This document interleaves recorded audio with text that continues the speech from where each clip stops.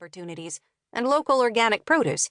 It was sort of like Santa Barbara, only 40 minutes away and closer to the coast, in that there were plenty of movie moguls and the like who had second homes here.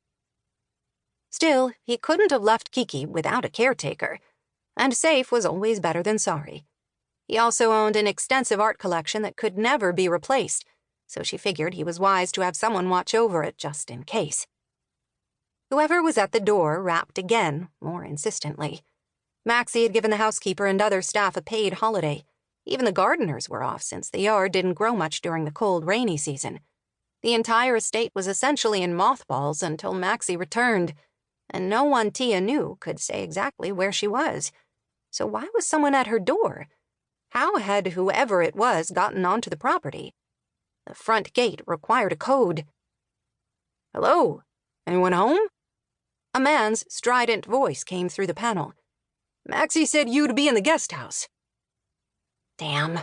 Those words suggested whoever it was had a right to be here, or at least permission. She was going to have to answer the door. "Coming," she called. "Just give me a minute."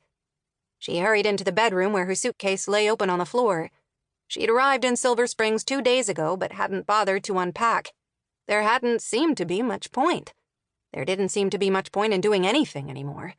She hadn't bothered to shower or dress this morning either, and she was wearing the same sweat bottoms, t-shirt, and socks she'd had on yesterday. Yanking off her clothes, she pulled on a robe so that there would be no expectation of hospitality.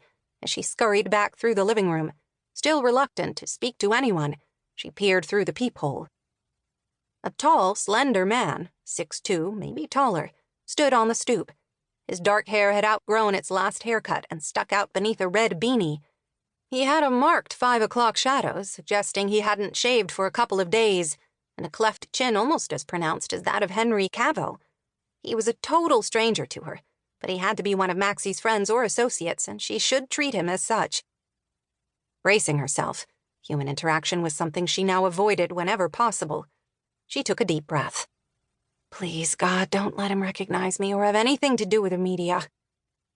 The blinds were already pulled, so she turned off the lights and cracked the door barely wide enough to be able to peek out with her good side. "What can I do for you?" His scowl darkened as his gaze swept over what he could see of her. He must have realized she was wearing a robe, because he said, "I hate to drag you out of bed. He checked his watch. 2 in the afternoon, but could you let me into the main house before I freeze my—" Catching himself, he cleared his throat and finished with, "Before I freeze out here?" Assuming he was a worker of some sort, she couldn't imagine why he'd be here, bothering her otherwise. She couldn't help retorting, "Sure, as long as you tell me why I should care whether you freeze or not." The widening of his eyes gave her the distinct impression that he wasn't used to having someone snap back at him. So, maybe he wasn't a worker. "Because Maxie has offered to let me stay in his home, and he indicated you'd let me in." He responded with exaggerated patience. "He didn't text you?" "No, I haven't heard from him." And surely what this man said couldn't be right. Maxie had told her that she'd have the run of the place. She'd thought she'd be able to stay here without fear of bumping into anyone. She'd been counting on it. "He was just getting on a plane," he explained. "Maybe he had to turn off his phone." "Okay. If you want to give me your number, I'll text you as soon as I hear from him." He cocked his head. "You'll... what?" "I'm afraid you'll have to come back later." "I don't want to come back," he said.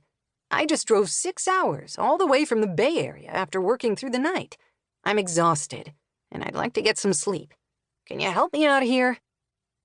His impatience irritated her. But since the accident, she'd been so filled with rage, she was almost relieved he was willing to give her a target. "No, I'm afraid I can't." He stiffened. "Excuse me? I can't let some stranger into the house, not unless Maxie specifically asks me to."